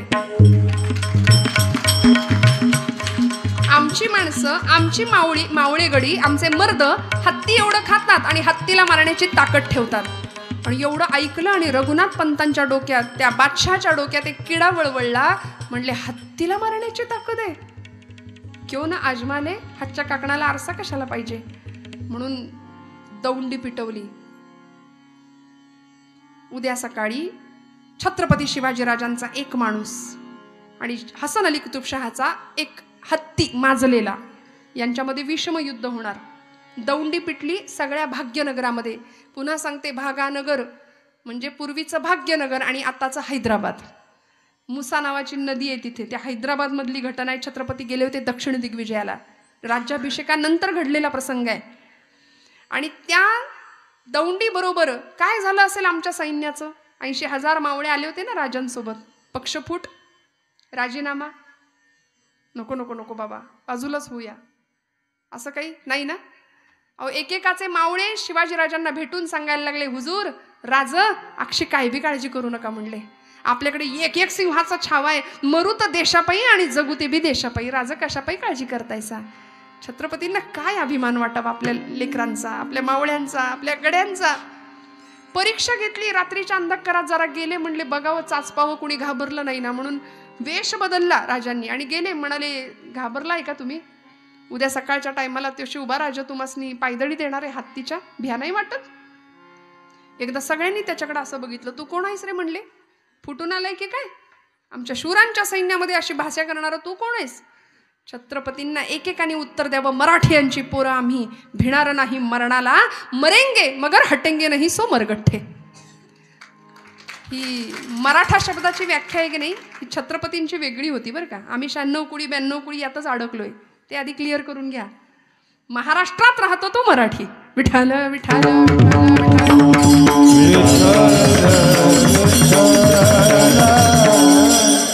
आणि या इतक्या सुंदर उदात्त हेतूनी प्रत्येकाचं शरीर मन जिंकलं. प्रत्येकाने राजांचं मन जिंकलं. भला मोठा स्टेडियम, तो पिंजरा उभारला होता. लोण्यात माती कालवली होती. लोण्यात रात्रभर हत्तीला दारू पाजली होती. का. मदमत्त व्हावा, उन्मत्त व्हावा आणि समोर जो कोणी शिवाजीराजांचा मावळा येईल त्याला पायदळी तुडवून छत्रपतींची इब्रत मातीत मिसळावी. हा हसन अली कुतुबशहाच्या अंतरीचा कुटील डाव होता. 13 फूट उंचीचा हत्ती निवडला आणि 3.5 टन वजन होतं बरं का त्याचं. म्हणजे किती क्विंटल. जाऊ दे, घरी जाऊन हिशोब करूया.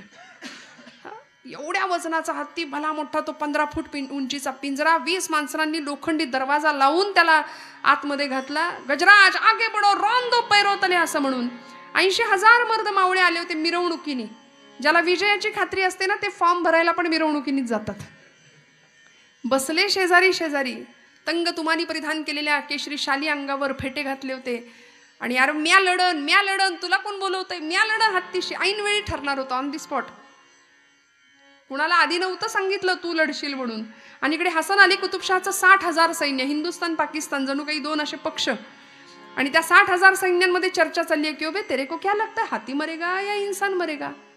तो दुसरा म्हणला आपण को क्या करे, अपने को क्या करना है, कोई भी मरे, हाथी मरे या इंसान मरे. चित्रासारखं सगळं स्टेडियम स्तब्ध होतं.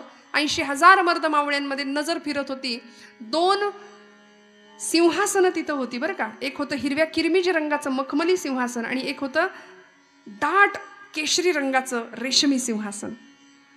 गुर्जबारदार लांब दाढी कुरवळत उभा आहे, त्याचा हातात सोन्याचा दंड घेतला आणि बादशाच्या आगमनाची वर्दी दिली. होशियार हसरत जिने सुभानी मुजफ्फर उल उमानी मशमुले मैदान रबियो शान शान बहादुर इफ्तिकार उद्दौला शान दौलत हुकूमत पनाह आस्ते कदम नतमर कदम वगैरे वगैरे वगैरे. तो काहीतरी बडबडला.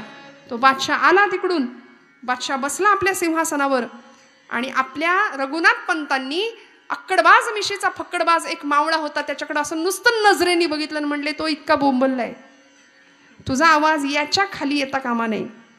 त्याने असा मिशीवर पीळ दिला, हातात सोन्याचा दंड घेतला आणि तो म्हणाला ते काय पाप्याचं पितर बोंबलणारे. म्हणला माझा आवाज लई तगडा आहे, अशी काळजी करू नका. राजा कुठपर्यंत आले तेवढं सांगा.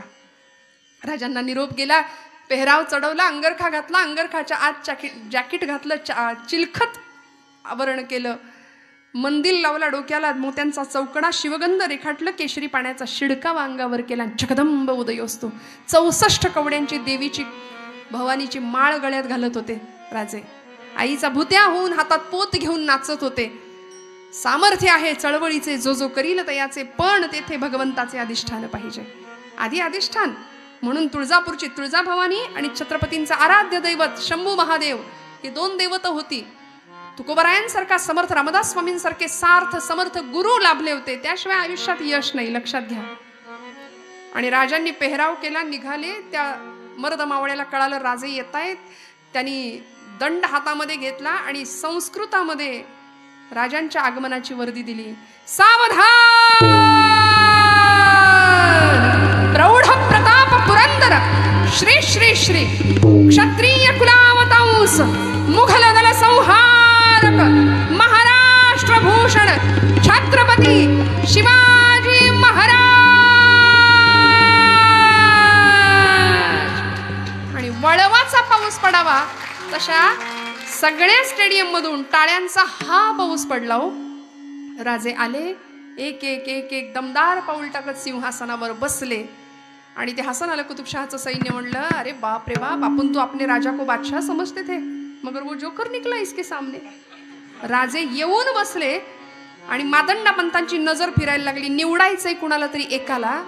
कुणी घाबरलं नाही. फोटोत कसे आपण मानवर करतो ग्रुप फोटोत, तसा प्रत्येक जण असा बसला होता. मी मी मी मला मला बोलव मला बोलव.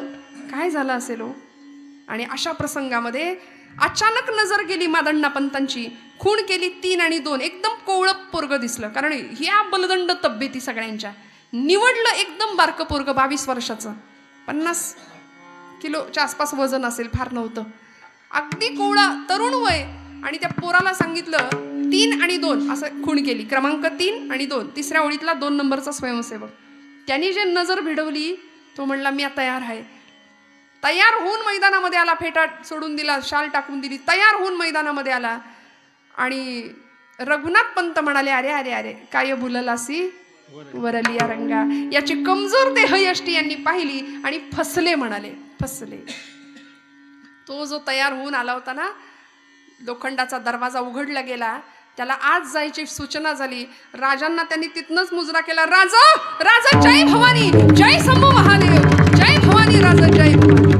राजा त्यांनी आतमध्ये जसा प्रवेश केला, दरवाजा बंद झाला. राजांनी अभय मुद्रा दिली. यशनमस्तू विजयी भव विजयी भव. कोण होता हो तो? आपल्या प्रतापगडच्या पायथ्याशी भुतोंडे नावाचं गाव आहे. त्या गावचं 22 वर्षाचं पोरग राजांच्या सैन्यामध्ये नुकतंच दाखल झालं होतं. येसाजी कंक त्याचं नाव. असा सुंदर गोटीबाज शरीराचा तरुण होता. काय लढावं, काय पराक्रम करावा. 22वं वर्ष. आता आमच्याकडे बघा, हे सुचत नाही ते झेपत नाही, हे जमत नाही ते जमत नाही. इतका नकार असतो. मी म्हणते निगेटिव्ह ज्यांच्याकडे एनर्जी आहे ना त्यांच्यापासून 2 फूट लांब राहायचं. कोरोनात कसं आपण डिस्टन्स मेंटेन करत होतो. नकार ज्यांच्या आयुष्यात भरलाय ना त्यांच्यापासून लांब राहायचं. कारण अशी मंडळी फार घातक असतात. आपल्यातली असलेली ऊर्जा खाऊन टाकायचं काम करतात ते. विठ्ठल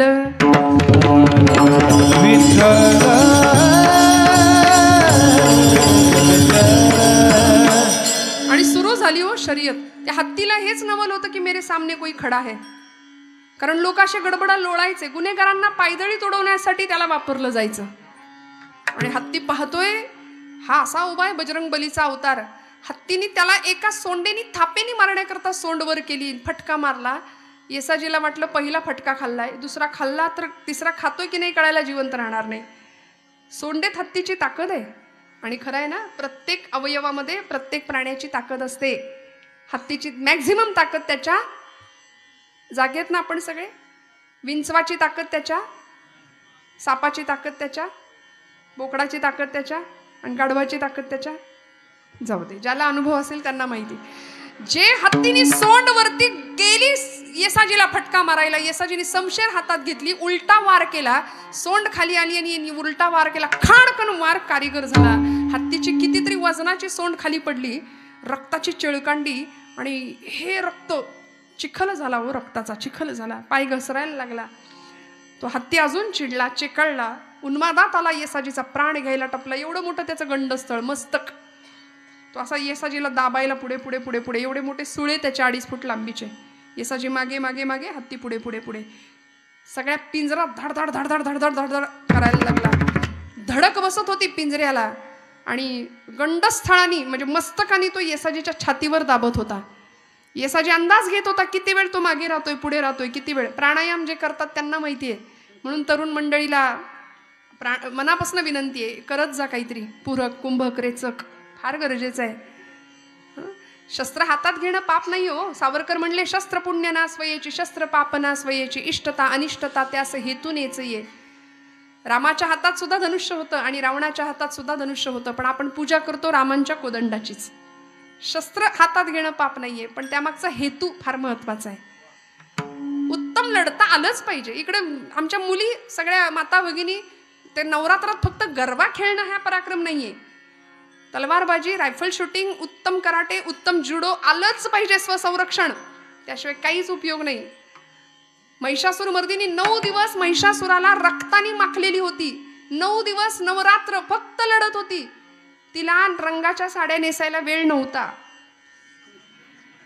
कुठल्याही धर्मशास्त्रात, कुठल्याही ग्रंथात, कुठल्याही पुराणात असं लिहिलेलं नाहीये की अमुक दिवशी देवीने अमुक रंगाची साडी नेसली होती. कुणी व्हॉट्सअपला फिरवलंय मला माहिती नाही. पण हे फार भयानक आहे तुमच्या माझ्यासाठी. सावध होऊया.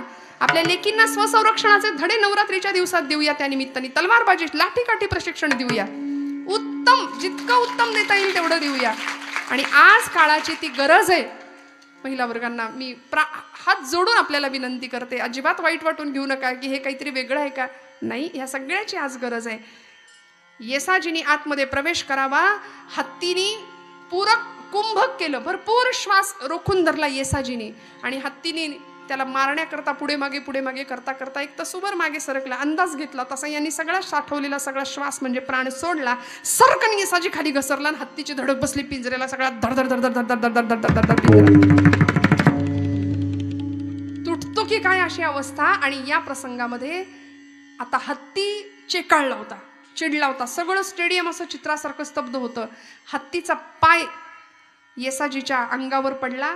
पाय घसरला येसाजीचा गाल्यामध्ये, खाली कोसळला. हत्तीचा पाय येसाजीच्या अंगावर इंचांनी ते पोरग गाल्यात दाबायला लागला. हत्ती. छत्रपतींनी रघुनाथ पंतांकडे असं बघितलं. पंत शब्द देऊन बसलात. मराठ्यांची पोरं हकनाक मरण्याकरता शिवसैनिक होतात का. उद्या याच्या आईने किंवा बायकोनं मला जर प्रश्न विचारला, महाराज माझा पोरग कुठं आहे, महाराज माझा धनी कुठं आहे, तर काय उत्तर देऊ, काय उत्तर देऊ, काय करावं. आणि अशा वेळी मराठ्यांचं दैवत असलेले छत्रपती शिवबाराजे आई जगदंबेकडे अवतान घालत होते. आई माझ्या बाळाला वाचव, आई माझ्या बाळाला सांभाळ. माऊलींनी सुद्धा भगवंताकडं असंच मागणं मागावं की असं चैतन्य त्याच्या हृदयामध्ये प्रेरित कर. चित्त चैतन्य चोरून नेले, चित्ताला मिळणारी चैतन्याची अनुभूती तू त्याच्या अंतःकरणात निर्माण कर.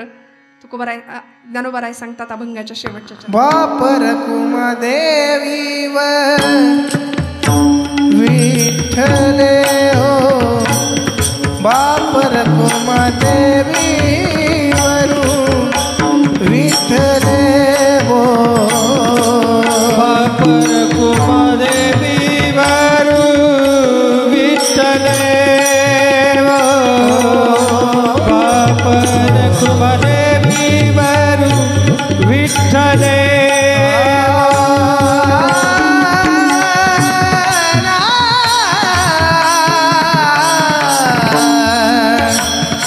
बापर कुमादेवी वरू विठ्ठले हो बापर कुमादेवी वरू विठ्ठले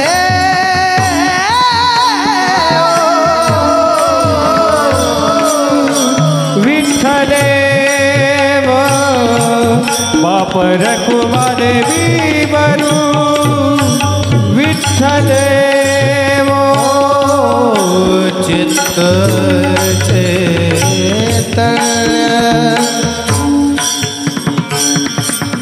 सोरोरी हो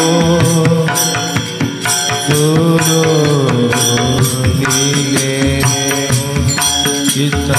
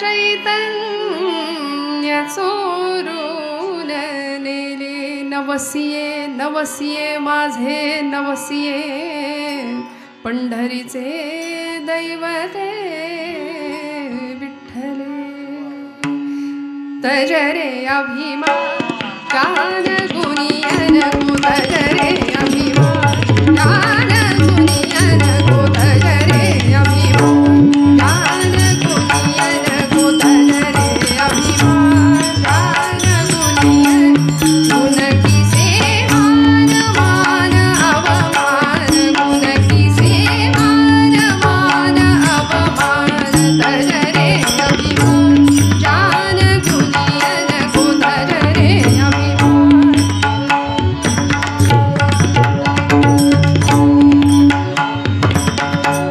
कौन जाने कब मिटे जान कौन जाने कब मिटे जान सांस तरनी चिर नहीं भरोसो तन से जग को देत जगमान तजरे अभिमान तजरे अभिमान तजरे अभिमान जान गुनियन इंसानी गाल्यामध्ये दाबला असणारा जात असणारा ईसाजी राजांची प्रार्थना जशी जगदंबेने ऐकली, माऊलींची प्रार्थना जशी पांडुरंग परमात्म्याने ऐकली, तशी जगदंबेने ऐकली आणि त्याच्या मेंदूमध्ये एक विचार शिरला. शस्त्र होतं विवेकाचं. मनात विचार आला, इच्छाशक्ती जागृत झाली, सकारात्मकता प्रभावित झाली. मनाला एकदा सुटू शकतो, दोनदा सुटू शकतो, तिसऱ्यांदा का नाही. म्हणून हत्ती किती वेळ पाय आपल्या छातीवर ठेवतोय त्याचा अंदाज घेतला आणि एका अनाहूत क्षणाला हत्तीचा अंदाज चुकला. 6 इंच पाय वरती गेला आणि कारण तो हत्ती म्हणे स्वतःला शाबासकी द्यायचा प्रयत्न करत होता, कारण सगळे कोणीच बोलत नव्हते, चेअरअप करायचे विसरून गेले सगळे. तो म्हणला आपण आपल्याला शाबासकी देऊ सोंडेनी, पण सोंड पाठीला लागणं शक्य नव्हतं, तुटली होती. त्यामुळे अधिक प्रयत्न करण्याच्या नादात पाय उचलला गेला. 6 इंच पाय वरती गेला. यांनी मुका साधला, सरकन बाजूला घसरला, तानपट्टा हातात घेतला, दुसऱ्या हाताची पकड दिली, राजांना तिथून मुजरा केला आणि आता म्हणाला इकडे तिकडे वार करत बसायला नको, 10:30 वाजून गेलेत. सरळ म्हणाला गंडस्थळावर एक मर्मभेदी खाडकन घाव घातला. तशी रक्ताची चिळकांडी उडाली. हत्तीचा 3.5 टन वजनाचा देह त्याला पेलवेना. घेरी आली, बेशुद्ध झाला, कोसळला. रक्ताच्या थारोळ्यामध्ये रक्तानं माखलेला येसाजी. स्टेजवर त्याला बोलवलं. मोहरांनी भरलेलं ताट, एक शिरपेच, एक राजवेश. बादशाह म्हणाला ले लो और कुछ चाहिए तो मांग लो. कल्पना करा ना, त्याच्या जागी आपण असतो तर. मी तर लोकसभा विधानसभा तिकटच मागून घेतलं असतं पटकन, पण तो खानदानी होता हो. तो म्हणाला बस, एका मर्द मराठ्याच्या जीवाची किंमत 50,000 मोहरा. अरे याच्यापेक्षा आमचा राजा कितीतरी श्रीमंत आहे. वाह फकीरी क्या है अमीरी, दासी तेरे चरणों की. शिवबा राजांनी मेलो असतो तर आमचं स्मारक बांधलं असतं. आता जगलोय तर आमची घरधनी, माझी माय, माझी मातृभूमी, माझं स्वराज्य किती खुश होईल, किती आनंदात होईल. शेवटी एका राजाला, एका दैवताला, एका मातृभूमीला काय हवंय हो? तिच्या भक्ताकडून फक्त सेवा हवी आहे, निष्काम सेवा. आज तुमच्या माझ्याकडून अशी सेवा घडावी मातृभूमीची, देशमातेची, आपल्या परंपरेची, आपल्या समृद्धीची, आपल्या श्रीमंतीचा आपल्याला अभिमान पाहिजे. स्वामीजी म्हणायचे भारतातले लोक किती वाईट वागतात, कारण त्यांना स्वतःच्या श्रीमंतीचाच अभिमान नाही. परकी माणसं हात जोडतायत मानसिक शांततेसाठी ना, आम्ही तिकडे चाललोय. असं उलटा प्रवाह नको. आमच्याकडे प्रचंड मोठं सामर्थ्य आणि श्रीमंती आहे उज्ज्वल परंपरेची, ती जपावी. बस, मी आता माझं कीर्तन संपवणार आहे. मला माहिती आहे खूप वेळ झालाय, आपण खूप वेळ बसला आहात, घड्याळ खूप पुढे सरकलंय. पण एक मी नेहमी बऱ्याचदा कीर्तनात सांगत असते की आता ताई तुमचं कीर्तन झालं, तुम्ही एवढं सांगितलं, आता आम्ही काय करायचं? ऐकून झालं तेवढ्या पुरता प्रभाव बरा नाही. आपल्या पातळीवर आपण एवढंच करू शकतो. एका जंगलाला आग लागली होती आणि वणवा पेटला होता. एक साधू धावत होता, संन्याशी. एक पक्षी त्या जंगलामध्ये एका झाडाच्या शेंड्यावर बसला होता. तो साधू म्हणत होता की अरे बाबा सगळे उडून गेले पशुपक्षी, तू का बसलायस? त्यांनी एक उत्तर दिलं, ते उत्तर घरी घेऊन आज जाऊया. तो म्हणाला फल खाये इस पेड़ के गंदे किए हे पात. मी या झाडावर लहानाचा मोठा झालो, इथे माझा जन्म झाला, इथली फळं खाल्ली, इथेच घाण केली. तसं या समाजामध्ये मी मोठा झालो, लहानाचा मोठा झालो, या मातीने मला मोठं केलं, समाज बांधवांनी मला जपलं, वाढवलं. मी इथेच लहानाचा मोठा झालो, कधी कधी वाईट कर्म केली ती इथेच केली. आता तो पक्षी असं म्हणतो, अब यही मेरा फर्ज है, जल जाऊं इसके साथ, जल जाऊं इसके साथ.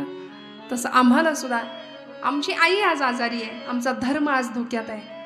आज आम्ही भाग्यवान आहोत, कितीतरी लोकांनी रक्त सांडलं, बलिदान दिलं ज्या कार्यासाठी. अशी आमची रामभूमी अयोध्या, इथं रामप्रभू स्वतःच्या सिंहासनावर विराजमान होणार आहेत येत्या काही वर्षामध्ये, येत्या काही दिवसामध्ये. असा सुवर्णाक्षराने लिहून ठेवावा असा इतिहास, त्या इतिहासाचे आम्ही याची देही याची डोळा साक्षीदार आहोत. यापेक्षा परमेश्वराने काय चमत्कार दाखवावा, किती भाग्य आहे आमचं. हे भाग्य कायम जपून ठेवूया आणि यासाठी भगवंताच्या, समाजाच्या, या मातीच्या, आपल्या मातृपितृ देवतांच्या ऋणात राहूया. बस झालेली सेवा भगवंताच्या चरणावर समर्पित करते. बोलत असताना काही वेडवाकडं गेलं असेल तर मोठ्या अंतःकरणाने क्षमा करा. आपण सर्वांच्या सुहृद श्रोत्यांच्या चरणारविंदी सेवा समर्पित करते. सावित्रीबाईंच्या पुण्यस्मृतीला मनापासून अभिवादन करते. उत्तम गायक वादक सर्व कलाकारांच्या ऋणात राहते. संयोजक परमादरणीय ठोंबरे सर आणि त्यांचे सर्व सहकारी, शिक्षक, या संस्थेचे सर्व पदाधिकारी, कार्यकारी सगळ्यांच्या ऋणात राहते आणि सेवेला विराम देते. ज्ञानेश्वरा